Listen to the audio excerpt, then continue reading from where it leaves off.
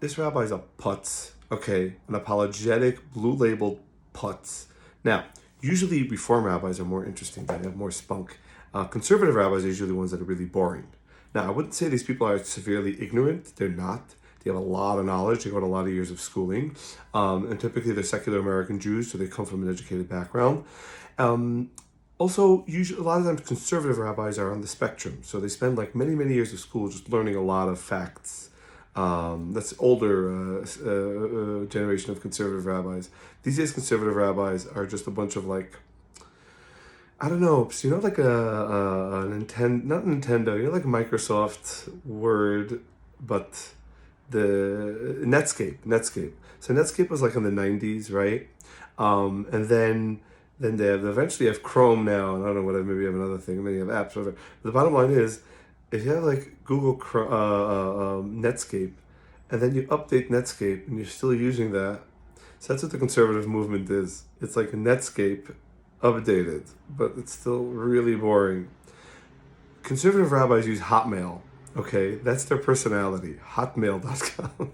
Anyway, okay, I forgot what I was gonna say. Anyway, the thing is like this: you have to realize he's a putz, a progressive asshole, condescending, overpaid, out of touch moron. He gives a speech. Hi. Basically, he can't say anything with freedom. He has no opinion of his own, and even if he does, he can never express it. He has no opinion of his own.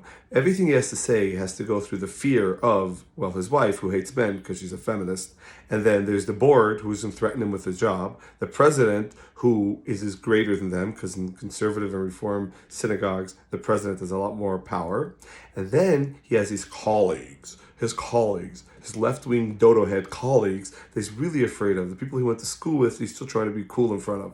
And they're not cool, unfortunately. I mean, they're boring Jewish kids that happen to go into the rabbinate because they wanted to give an verbal orator thing because some reason they watched a movie growing up from the 1930s of some guy giving an oratory thing about the, I don't know, Germany or Israel or Palestine that's going to turn to a Jewish state. So they got very, very excited about becoming a rabbi or some stupid other reason for that. Fact of the matter is these people are overpaid. They're way overpaid. Some of these reform rabbis in the city, $200,000-$300,000 a year. And it's a travesty because all that money could go to me. All that money can go to charity to help Jews in Brooklyn, okay, because they need charity. The overpaid fat behemoth rabbi, overpaid fat paychecks for no reason.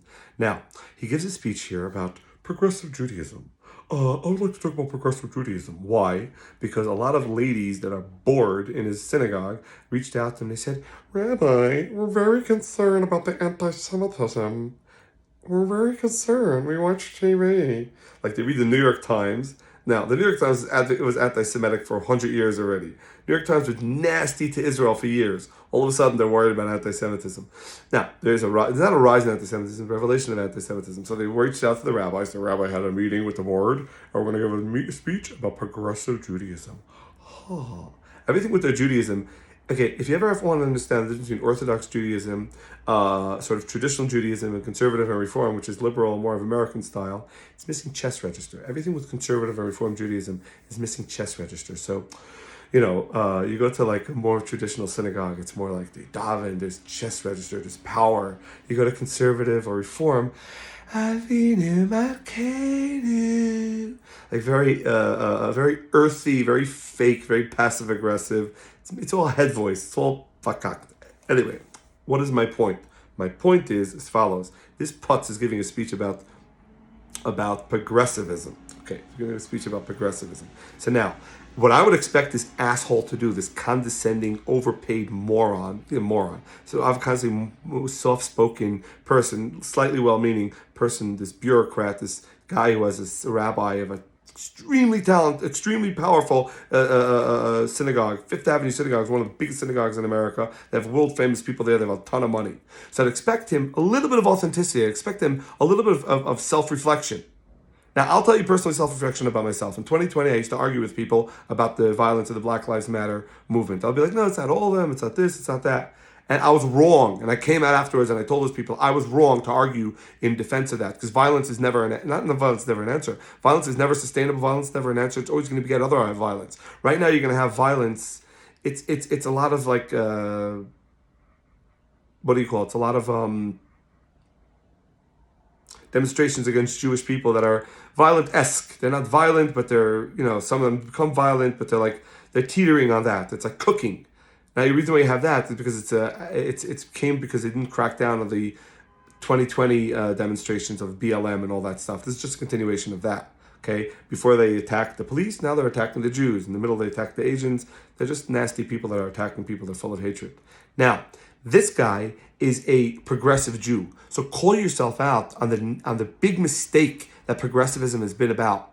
Not that the progressive ideals from the 1920s. You can't keep on turning to 1907 with the unions and the workers' rights movement and children workers' rights or whatever other rights that you came up with in 1907, 1903, 1892 in order to advocate what's going on today. The progressive movement is a hate movement. The progressive movement is a vicious hate movement. Hatred against America, hatred against white people, hatred against men, hatred against family values. It's a death cult in a way. They hate having children. They hate families.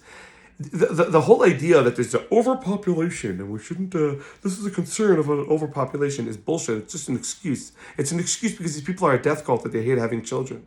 They hate the idea of children. They hate the idea of life. They're not kind people. You never go to a left-wing gathering and leave feel motivated. You feel angry. You feel hateful. You feel canceled out, and you cancel this one, cancel that one. Left-wing people, when they hang out with each other, they're never real. They're never relaxed. They're always on edge. It's always like Stalinism, that type of era. Overall, that type of feeling. What is my point? This rabbi, this putz, I don't care if he makes $350,000 a year, this putz, what he should have said was, he should have came out and came clean. And that progressivism turned on the Jews. Oh, that's so stupid of him to say that. It's stupid of you to say that. What you should have said was that we made a mistake because we didn't call out the Me Too movement. What was the Me Too movement? It was never about protecting women. Was the Me Too movement ever about protecting women? Hell no. It was about attacking men, attacking vulnerable men. I know, for every Harvey Weinstein, there's another million men who were falsely accused. I was around those days. I saw what was going on. They should have, what about radical feminism? Oh, they were too afraid to do that. What about identity politics? What about attacking, hating on white people? Now, the progressive movement that he's referring to championed these things. And they championed hate. And the reason they did it is because it worked for them. It worked for them. It worked very well for them for many years. So, okay, now that it's turning on the Jews, the progressive movement turned on Jewish people. You putz, you moron, you asshole, you idiot. It's been turning on people for years, and people like me have been yelling about it. Other people have been yelling about it, and you laughed at them. You're for the right wing. And your whole part of your speech said, I helped olive growers in the West Bank. Oh, wow. You're a putz. You wanted to prove that you're not a far right-wing person, so you went to the West Bank, you walked around without sunglasses, you laughed extra hard on Mohammed's joke, because he didn't even understand what the hell you were talking about. You had no idea what the hell he was talking about. Because it used to be like you would laugh at a black person and go, oh, extra hard. It's a putz of a liberal, progressive Jew. That's what they do. They claim that they're fighting for people's rights. Bullshit. You're full of hatred. Your movement is full of hatred. And it's time to come out clean and say, hey, this is what happened. This is where we went wrong. Call yourself out. Instead, no. You give a speech with soft tone. Because you're afraid of everybody around you. And you want to hold on to your cushy position that pays you a lot of money. And you're a snake by the end of the day. Soft-spoken, but you're a snake because you have to advocate not a unemployed Long Island, Lake Success, sad synagogue. Not a Reform synagogue that's a big Long. This is the city, a Reform synagogue in New York City, Fifth Avenue, one of the biggest in the world. Who could survive there? A person like you, a shmata snake, could survive there. And you have no ounce of self-reflection, of authenticity, of calling yourself out on the hatred that was progressivism until now that you never called out. So good luck. You're going to have your job. Everything is fine. And the destruction of society is going to go on. But it doesn't affect any of the women saying, hi, Rabbi, how are you? The kiddush was a little bit whatever this week. It doesn't affect you. It doesn't affect you in your pathetic world. So it doesn't matter.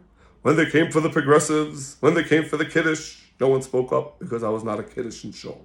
When they came for the men, no one spoke up because I wasn't a